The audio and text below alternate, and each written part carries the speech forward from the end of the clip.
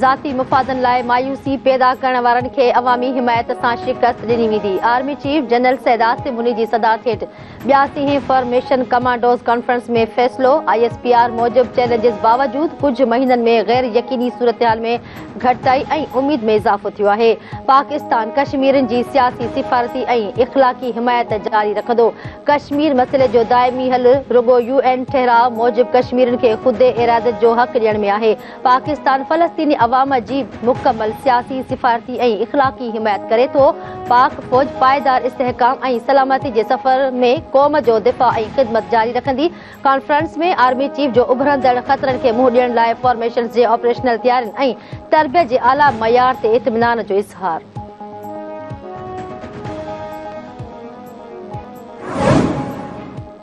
PTI chairman खे न कढूं हां त हू हिकु फ़ौजी ज़रिए चूंडूं कराए 2028 ताईं हुकूमत ठाहे वठे हां।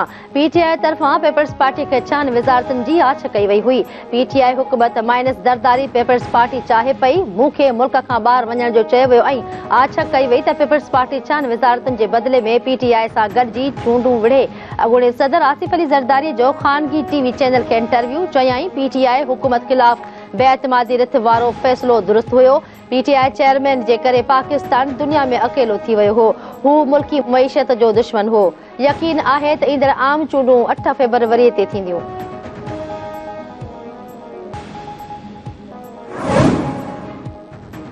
क़ौमी असेंबली टुटण खां पोइ आम चूंडूं 7 नवंबर ताईं कराइण आईनी घुर्ज आहे। चूंडुनि जी तारीख़ ॾियण आर्टिकल 48(5) तहत सदर जो ई इख़्तियार आहे।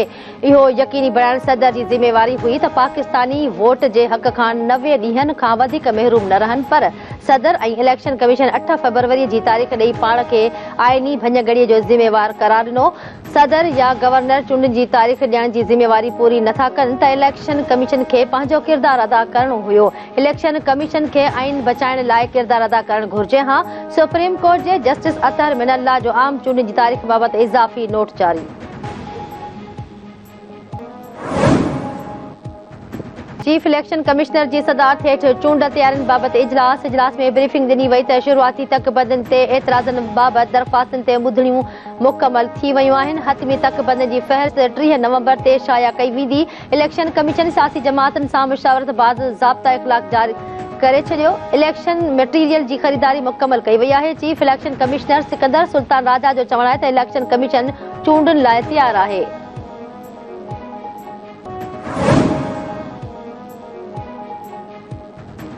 थरकोल मंसूबे जो बुनियाद मुस्लिम लीग नून जी हुकूमत रखियो ऐं बिजली पैदा कई। लीगी क़ाइद मियां नवाज़ शरीफ़ चयो आहे त असां ॿियनि जियां कूड़ी दावा नथा करियूं। नून लीग हुकूमत पारां थर में लॻायल मंसूबा अॼु बि हली रहिया आहिनि।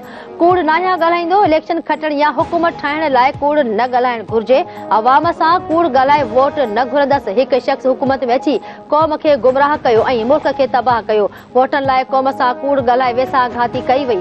कूड़ ॻाल्हाए ऐं सब्ज़ बाग़ ॾेखारे अवाम सां धोखो कयो वियो। पुट खां पघार न वठण ते मुल्क जे वज़ीर आज़म खे उहिदे तां हटाए वियो।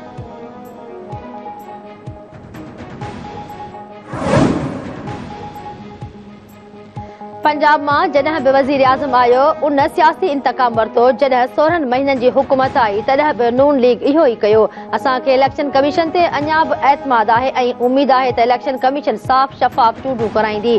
PP अॻवान फैसल करीम कुंडी चयो आहे त बिलावल भुट्टो ज़रदारीअ जो KP दौरो कामयाब रहियो। PP चेयरमैन जॾहिं सीनियर सियासतदाननि जी ॻाल्हि कई त हू नाराज़ थी विया। असां चई रहिया आहियूं त सीनियर सियासतदान ट्रांज़ेक्शन कनि। जीअं ज़रदारी साहब चयो हुयो त बिलावल भुट्टो ज़रदारी ईंदड़ वज़ीर आज़म हूंदो, तीअं ई नून लीग मरियम नवाज़ जी चूंड करे।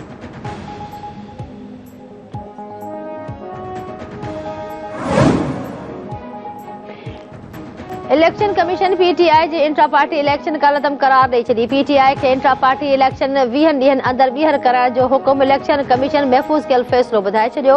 PTI शफ़ाफ़ इलेक्शन कराइण में नाकाम वई। इंट्रा पार्टी चूंड न कराइण ते PTI खे आम चूंडुनि में हिसो वठण जी अहल न हूंदी। इलेक्शन कमीशन जो फ़ैसिलो।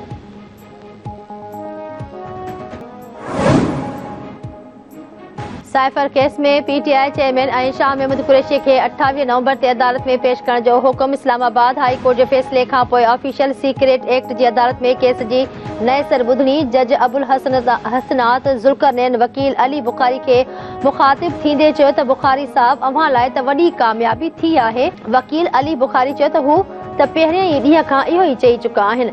Islamabad high court cipher case जो हींअर ताईं जो ट्रायल कालादम करार ॾिनो हो।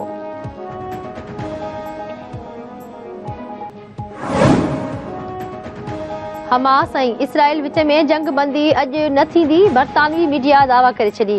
इसराइल जी क़ौमी सलामती बाबति सलाहकार जो चवणु आहे त क़ैदियुनि जी आज़ादी जुमे खां पहिरियां न थींदी। धुरनि में जुमे ॾींहुं क़ैदियुनि जी आज़ादीअ जो मुआहिदो तइ थियो आहे। इसराइली इख़्तियारनि जो चवणु आहे त अॼु क़ैदियुनि जी आज़ादीअ लाइ तयारु हुयासीं। हमास क़ैदियुनि जूं लिस्टूं फ़राहम नाहिनि कयूं। हमास वारनि अञा ताईं मुआहिदे ते सहियूं बि नाहिनि कयूं। जंग बंदीअ में कुझु मसइला आहिनि, उन्हनि खे अॼु हल कयो वेंदो। उत्तर गज़ा में इसराइली फ़ौज जी बमबारी, ख़ान यूनिस, रफ़ा ऐं गज़ा सिटी ते हमला, जिबालिया कैंप ते बमबारी सबबि हिक ई कुटुंब जा 52 माण्हू शहीद थी विया।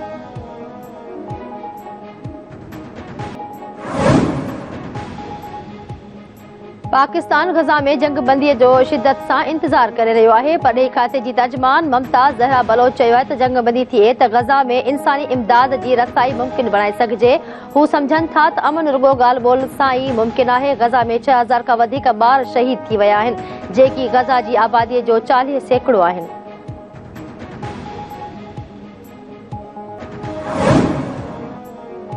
कराची वारनि लाइ बिजली वधीक महांगी। नेपरा वफ़ाक़ी सरकार जी दरख़्वास्त ते ₹1.52 फी यूनिट वाधू सरचार्ज भरण जी मंज़ूरी ॾेई छॾी।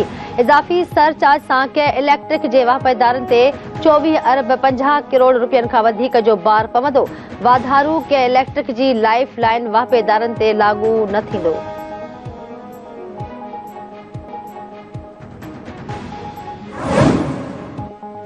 गैर कानूनी अदावतनि ख़िलाफ़ ऑपरेशन में नाकामीअ ते सिंध बिल्डिंग कंट्रोल अथॉरिटी जे डायरेक्टरनि ऐं डिप्टी डायरेक्टरनि जा सुञाणप कार्ड ब्लॉक करण जो हुकुम। सिंध हाई कोर्ट में ॿुधणीअ दौरान जस्टिस नदीम अख्तर रिमार्क ॾिना त हर हुकुमनि ऐं वार्निंग्स बावजूदि SBCA जा ऑफिसर अदालती हुकुमनि ते अमल नथा कनि। शहर में गैर कानूनी अदावतनि में सभ खां वॾो हथु सिंध बिल्डिंग कंट्रोल अथॉरिटी जो आहे। हुकुमनि ते अमल थियण ताईं अमलदारनि जा सुञाणप कार्ड ब्लॉक रहंदा। अदालत ओभर ऐं सेंट्रल ज़िलनि जे डायरेक्टरनि ऐं डिप्टी डायरेक्टरनि जा सुञाणप कार्ड नंबर नोट करे छॾिया। स्कूल मालिकनि जी ऑपरेशन रोकण वारी दरख़्वास्त रद्द।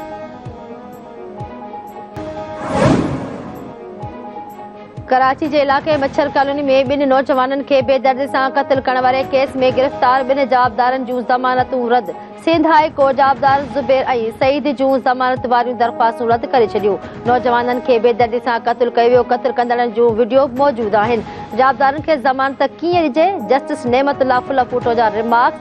कुझु अरसो अॻु मच्छर कॉलोनी में टेलीकॉम कंपनीअ जे मुलाज़िमनि इसहाक पंवर ऐं ऐमन जावेद खे तशद्दुद जो निशानो बणाए क़त्ल कयो वियो हो।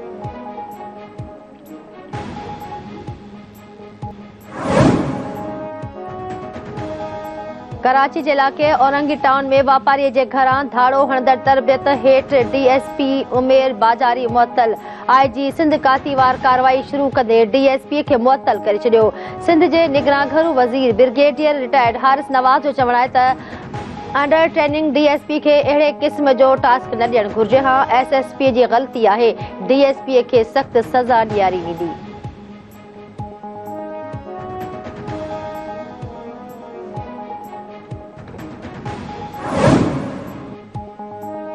ऐं सुल्तानाबाद भरिसां 2 नौजवाननि मुबैना तौरु गॾिजी फाहो खाई आपघात करे छॾियो। 17 वरियनि जे मुकेश मेघवाड़ ऐं 16 वरियनि जे मुकेश भील जा अंबनि जे वण में लड़कियल लाश मिलिया। पुलिस 2 नौजवाननि जा लाश खणाए पोस्टमार्टम लाइ अस्पताल मुंतक़िल करे छॾिया। पुलिस मूजिबि वाक़ियो इज्तिमाही आपघात लॻी रहियो आहे।